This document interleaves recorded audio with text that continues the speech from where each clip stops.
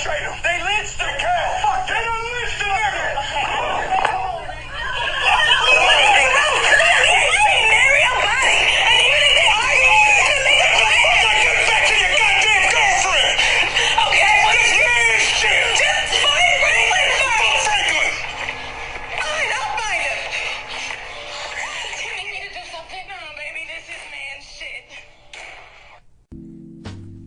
What's going on, people? Welcome to today's episode of the Veal Show. Today's episode 8, and it is entitled "Violence is a Part of Masculinity." So on today's show, I want to kind of touch on the nature of masculinity and how violence plays a part in masculinity and how it's natural to masculinity. The clip that you just heard was from a show on FX called Snowfall, which is created by John Hughes, I believe the brother's name is. One of the no, not John Hughes, excuse me. Created by John Singleton, right? John Singleton. And so in that particular scene in the movie, or in the TV show rather, 2 of the black guys had gotten killed by this Mexican guy, and pretty much one of the guys was telling to another brother that they got stabbed and got castrated basically. And so as you can hear in the video, what's going on is he's telling the other black people, and the other black men are ready to get the weapons and retaliate immediately. They ready to get it in, put that work in, and seek revenge.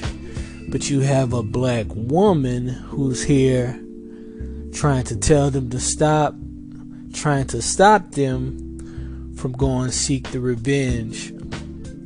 And so that's mainly what I want to touch on in today's episode. In life, I've experienced in my own life, is that you typically, once you have men that's ready to get it in, go to war, get violent, there's typically women that come in and try to stop that or step in to try to stop that from happening, right? I mean, personally in my own life, I've not only observed it with strangers, but I've actually experienced that personally amongst women in my life. Now, personally, I remember when I was a kid that my mother was actually the woman that was trying to intervene and to keep the peace in the situation. And to kind of tell a story real quick, I had a cousin at the age of 18 that was killed. I think this was probably back in 1998 or sometimes in the 90s, I want to say. So the backstory is that my cousin was dealing with a young lady who apparently had a boyfriend at the time, and he was having sex with the young lady, and obviously the boyfriend didn't like that, so they got into several fist fights where my cousin won those fist fights. And so he was living a life, selling drugs out here in the streets at 18, you know what I mean, and he was actually trying to turn his life around for whatever reason. And one day the dude that he beat up ended up shooting him and killing him. And so I remember the day that he got killed, that a couple of my other cousins, were in what we call in New Orleans, we call it a rock rental. So a rock rental is pretty much if you're a drug dealer and a crackhead, somebody that smokes rock or smoke crack, owes you some money, you can take their car and drive it around, pretty much. until they could pay you back as kind of like collateral, until they get their money back for the money they owe for the drugs. So it was in a rock rental. Several cousins, as well as several automatic weapons, AK-47s, AR-15s, stuff like that. And they were going out to look for the dude to kill it and exact revenge. And I don't know how I remember this shit. I mean, this like 20 years ago, you know what I'm saying? I'll be 28 this year, so this like 20 years ago, you know what I mean? And I remember my mom, I don't know, they came for some reason. They came by my aunt's house, and they were walking in talking about it. Like I guess they was picking another cousin up, coming and get something to drink or something. I don't know, but they was going out to go kill a dude. And I remember my mom telling them, y'all better sit down and pray. Don't go out and do nothing crazy. Pretty much stopping them from going kill the guy. Which was the situation. And so that's, in my personal experience, you know what I mean? That's what I've noticed it. And I've seen it firsthand. And of course I've had other experiences over the years. Even when I was in damn school, I remember, my dad would be the one to tell me to fight, and I better whoop this dude's ass if I get into it with a dude, whereas my mom would be the one, telling me not to fight. So it was almost like a contradiction. It was opposing forces within my parents, having my father on this side telling me to fight, and my mom telling me if I whoop their ass, she gonna whip my ass type thing. You know what I'm saying? And I see this a lot within the male-female dynamic. You know what I mean? Whenever you go on YouTube, you look at fighting videos, and there's usually, like a woman screaming, hollering and stuff like that. I've seen older black women tell younger black dudes that's about to whip a racist white dude's ass, don't do it, youngster, yada yada yada. And we really need to get down to this. And I'll say this, I even read recently, in the Haitian Revolution, I read on Jacques-Jean Dessalines, who's one of the Haitian revolutionaries. His wife, there was an incident in the Haitian Revolution where Jean-Jacques Dessalines he signed an order for the massacre of all of the remaining French people on the island, where they killed over 5,000.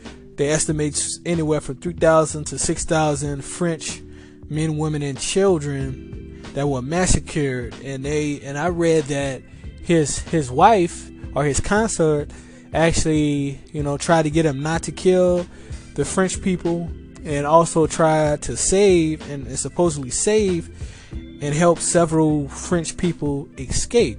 So there's a long history of women trying to hold back the violent nature of men and trying to stop that brutality. And so let's get a little bit into the nature of masculinity so we can understand. And so understand, when I talk about masculinity, I'm talking about the overall force that, in the Orient, in most Asian countries, they call it yang. And so it's a cosmic force that men are the human representation of. So everything, we're going to get a little bit metaphysical tonight. Everything in the universe is created from yin and yang energy. These are the creation energies in our universe. When you talk about pre-creation, that energy is it's an androgynous energy, so it's yin and yang combined. But when you come down to the physical realm in which we're in, the energy, you still have androgynous energies, but there's I can't think of the term right now, but there's a split that occurs that yin and yang separates within this physical manifestation. And so this is why you have male and female within most creatures within this physical manifestation, right? And so when you talk about consciousness, when you talk about the man, you're talking about yang energy, you're talking about male, man, the husband, the wave, electric energy, where the feminine energy or the yin energy or the female energy represents the particle yin, magnetic, female, woman, wife. So you have on the masculine side you have wave, yang, electric, male, man, husband. On the female side you have particle yin, magnetic, feminine, woman, wife. So let's get into the nature of it, right? So when you talk about the masculine energy, it's represented by the phallus symbols. Like in nature, you have the phallus symbols. You have various phallus symbols all throughout nature. It is represented by vitality and virility. The yang energy is an active energy. Like understand that it is an active energy, and it's based on intent and instinct and intuitiveness, whereas the female is more passive. It is centered around nurturing energy. It is centered around instinctual intuitiveness. You understand? Consent, not intent. It is an incubator. It is dealing with fertility, whereas the masculine energy is dealing with fecundity, right? And so let's talk about some of the negative attributes or the negative manifestations of the masculine energy. So we talk about the masculine gender.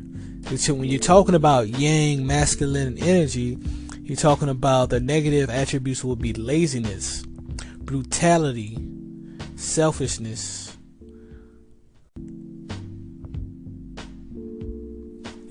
dependency, insensitivity, imitation, stubbornness, lack of responsibility, tyranny, and callousness.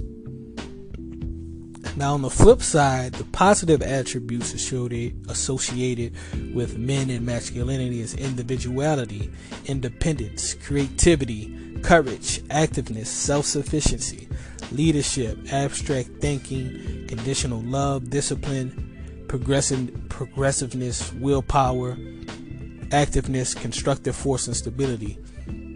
And so also understand that, of course, I have the positive and negative attributes of feminine energy, but we're going to focus on the masculine energy today. With yin and yang as male and female humans, we actually have some of those same, we have attributes of those same energies, because as humans we're both masculine and feminine, yin and yang. But as a male, you're predominantly yang energy, and as a female, you're predominantly yin energy. Just like when you look on the yin and yang symbol, when you look at yang, you see that there's a little spot, a little speck of yin energy was inside that yang. And when you look at the yin energy, there's a little spot, a little speck of yang energy inside that yin. And so that's how we are as humans. And of course, when you're talking about individuals, the actual percentage or the actual modality or what have you, or the amount of those type of energy varies per person. But in most cases, you always have a predominant of one based on your gender or your sex or what have you. You understand? So now that we kind of broke that down as far as, energetically, the type of attributes that we have based on our gender and sex, let's also talk about within society how in pretty much most societies, men are expected to be the protectors of that society. I mean, and that's even outside of humans, even with animals. In most of the animal kingdom, the male is expected to be the protector of their particular group, whatever it's called, whether it's a pride or a coalition or what have you, whatever name it is for the group of animals. The males are predominantly, their predominant role is as the protector. And a lot of people say that men are supposed to protect and provide, and that is actually very questionable, because in the animal kingdom, right, so when you talk about lions, which are a patriarchal society in the animal kingdom, where the men pretty much rule, when they go hunting, the lionesses do the majority of the hunting in the lion kingdom. And 9 times out of 10, the lionesses do not eat until the lion get their first bite on that kill, even though the lionesses were the one to do the hunting. The male lions eat first, then the lionesses and the cubs, even though he doesn't get the hunting. And so that is a way of them paying tribute, because the lions are expected to protect them, and male lions have much lower life expectancy than the female lionesses. So it was always a trade-off, whether in the animal kingdom or within the human family, where it's like, okay, there were gender roles present in for making these sacrifices as a man, you would get these benefits. For making the sacrifices as a woman, you would get these benefits. You see what I'm saying? So it was a quid pro quo type situation. It wasn't a situation where you was making all of these sacrifices and there was nothing in it for you. There was nothing in it for you. You see what I'm saying? And so let's also talk about how, a lot of people talk about it was the man's job to provide, but that whole concept is it's pretty new in human history. It pretty much comes from the Abrahamic religions, as well as the Eurocentric ideals that only came within probably 1950s, 1960s, middle class and above American and European ideals, where the wife stood at home, she cooked and cleaned and took care of the house, and that's all she did. But when you look at Eastern cultures, that have prospered for thousands and thousands of years before the European even came, not only were the women expected to take care of the households, but through cooking, cleaning, and things of that nature, taking care of the kids, but they also were expected to do some type of agricultural work, like on a farm. They were also expected to, a lot of women also participated in the markets, right? And sold goods for the family and traded and bartered. Now, if you really, the markets in Africa are ran by the women, and these are some of the oldest markets in the world. And it's really, if you look at the markets we have, like the stock exchange, the Dow Jones and all of these different things. These market ideas from Africa is actually where these things are really based off of, which were controlled by African women. And so when you look at African culture and a lot of Eastern cultures, the top two responsibilities of the man was to be the leader / executive leader who made the decisions for the family, who, if he consulted his wife, the final decision would be left to him, and to be the protector of the family. Those were the two main jobs of African men. And if you look today, even today, a lot of African men don't really do a lot of work in the sense of having jobs. Like I don't really know any African men that have jobs unless they're in college or something like that. Like most African men that I know pretty much have businesses that they put their wives and children in as employees within the business, and they do a lot of networking and negotiating with other heads of families, right? So understand that. I mean, and don't get me wrong, there were a lot of African men did do hunting while the women did the farm work. And it varies per culture. Understand that. Per culture it varies. Like there are some African cultures where women did more farm or agricultural work than others. Where you had a lot of men that were hunting and getting the meat while the women dealt with the crops. And so let's put that out there. Men working 2 or 3 jobs and stuff like that. That is some, while the women stayed in the house and chilled and watched the kids and stuff like that. That is, a couple hundred years old. Like let's just put that as an historical fact.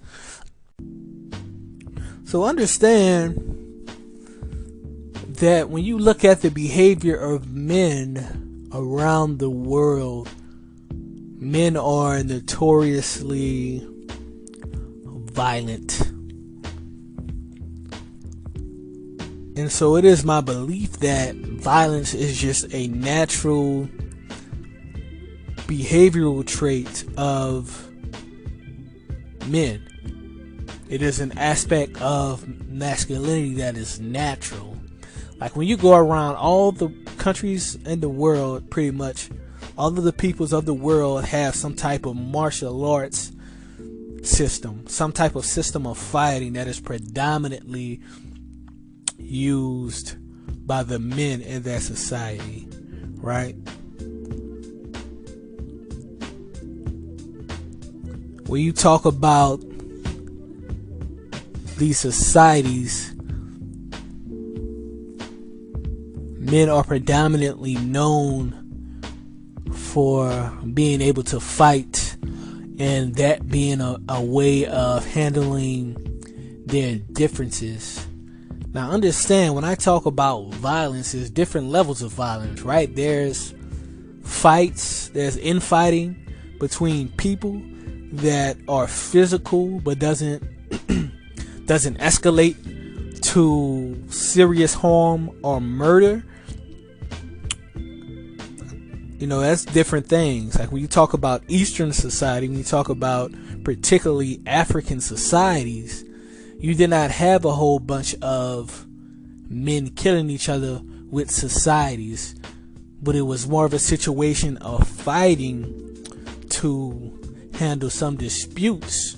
But after the fight, everyone could go back home and be friends again. They could make up and still be cool.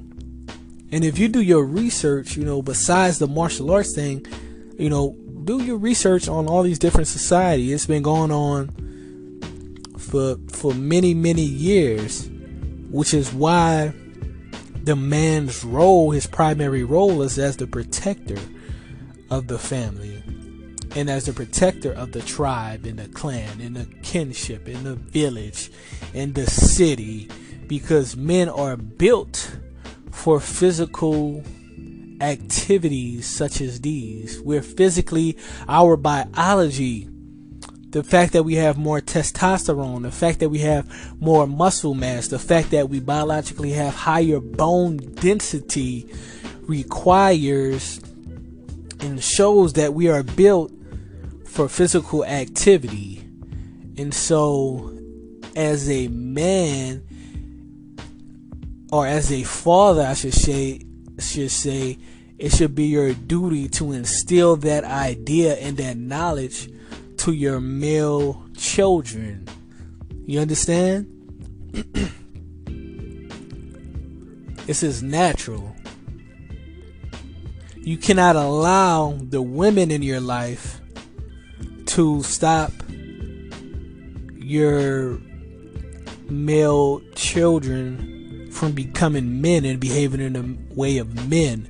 And this is why we have an issue in the black community now, where you have men, or males I should say, that were raised by single mothers, where these men have adopted a female emotional coping mechanism but still have a male body. So you have men that are not physically fighting. They are getting in the shootouts. They are going to kill people as opposed to getting physical. And if you look at it, you can probably correlate all of these things that happen, all of these murders that happened particularly in the late 80s and 90s. You can probably correlate that with the rise of single motherhood. I guarantee there's some type of correlation with those two things.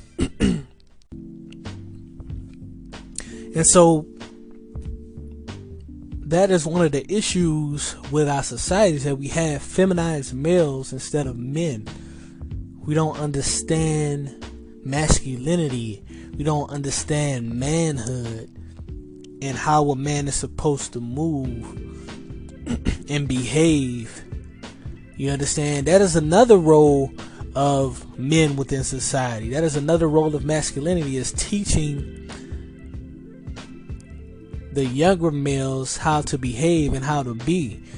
Like, you can look this up. There was an instance of in a zoo where elephants, where adolescent young male elephants were trampling other animals in the zoo,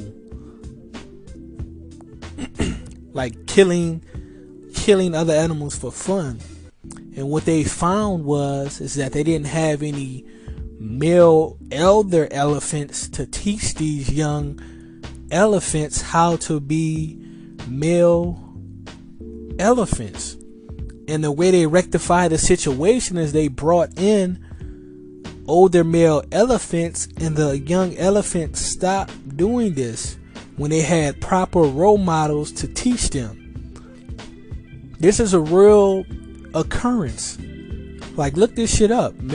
Young male elephants trample other animals in the zoo. They had to bring in some damn old elephants, like, yo, player, like, yo, nah, we not gonna do that. That's not how we behave as a man elephant. Or I mean, not as a man elephant, but as an older bull, as they call them, a bull. When you're a bull, you don't behave that way.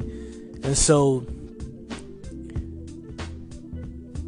understand that violence is a natural aspect of it being a man. It's a natural attribute of the yang masculine energy. And we need to allow young boys and men to enact those acts of violence on other men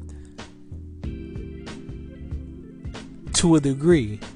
Now, I'm not talking about going and shooting and killing someone, right? Even though there are situations that call for that level of violence as well, if you're protecting your family or protecting yourself, etc., etc. But I'm talking about intercommunal violence, fighting like men did back in the day without weapons. to settle certain disputes and issues that we have with other men. Like, I'm all for, throwing hands or getting in that mix, like we say down here in New Orleans, right? I'm all for catching a fair one, like they like to say in New York. If I have a problem with a dude, we could go to the boxing gym, put on some gloves, get it in. We don't even have to go to the boxing gym. You got some boxing gloves or whatever, we could go take it to the backyard, and after the fight, keep it moving. You dig?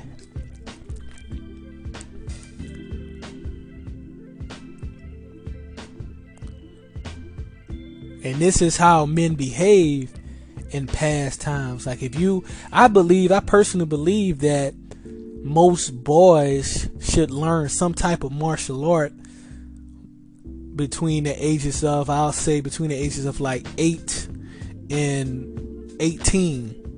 And I will probably say even younger, because it instills discipline, right? Because masculine energy needs discipline, or else you will have issues, you will have murders and things like that will occur. You need discipline. You need to keep that energy in a pocket. And even when it comes to defending women, I mean, most men can attest to this, right? When you're with a woman that you love and, a guy accidentally bumps you or something, it's like a certain energy that kind of takes over you. Like, where it's like, you know what I'm saying? You feel like damn Superman, like you ready to go at any moment. You like a bodyguard, like, yo, you ready to pop it off. You know what I mean? But a lot of times, 9 times out of 10, dude, it's unintentional, and the guy will say he's sorry, but it's just like that energy that comes, like, okay, like, mess with her, let's get it. I mean, I'm gonna keep it real with you, and most men know this to be true. Like, most men are more reluctant to fight a guy for infractions against themselves than they are to fight a guy for infraction against their women or their child. You know what I mean? It's like not I don't think it's a fear thing, but it's like you will let things slide a little bit more if somebody did something to you, as opposed to if somebody did something to your woman or your kid. You know what I mean? It's like when it comes to your woman or your kids, it's like that masculine energy just kicks in like full force. It's like you're willing to risk it all and put your life on the line to protect that. You understand? And so yeah, we need more. We need to not allow these women whose violence is not in their nature. Understand that even though in Africa we view women as our equals, right? We view women as our equals, but women weren't the predominant warriors in society. Like, we had female warriors in African societies, but they were not the predominant warriors. You understand? And so to understand, like, a lot of people, I want to touch on that one episode about how African societies view women as equal to men but complementary. So let me play this clip that I heard one day. This is the brother Julian Malame talking about how Africans view women as equal. And so don't be ashamed, people, brothers, fellas, men, my brothers, do not be ashamed, because a lot of times, a lot of feminized men and a lot of women try to make you feel ashamed for being in your natural masculine energy. You understand? Because think about this. How is it that some women try to make you feel ashamed and some men try to make you feel ashamed for enacting violence for the right reasons, out of self-defense and what have you, but at the same time they're going to praise army and military veterans for doing the same damn thing when it's in their best interest, though, to protect them and their rights. You see what I'm saying? So never be ashamed for enacting violence for the right reasons. Never be ashamed for protecting your family and defending yourself. Never be ashamed for living and behaving within your natural masculine energy. Because at the end of the day, violence is a natural aspect of masculine energy. It is a necessary aspect of masculinity. And there's nothing you should be ashamed about for being your natural, functional, true masculine self. And that's today's episode, everybody. I hope y'all enjoyed today's episode. You can follow me on social media at the Jesse Veal, TheJessesseVeal, Instagram, Twitter, Facebook, Snapchat, etc., etc. And also, you guys can subscribe on YouTube. Just search the Jesse Veal Show and I'll pop right up in the search bar. And finally, you guys can, if you want to, I've been having a lot of people asking about supporting the show. You can go ahead on FM, on Anchor. Find my show on Anchor. Just type in the Jesse Veal Show, and there's a button that you can do to monthly support and contribute to the show, anywhere from 99 cents a month. Only $1 a month if you want to. So that's it, you guys. I hope y'all enjoyed it. Peace.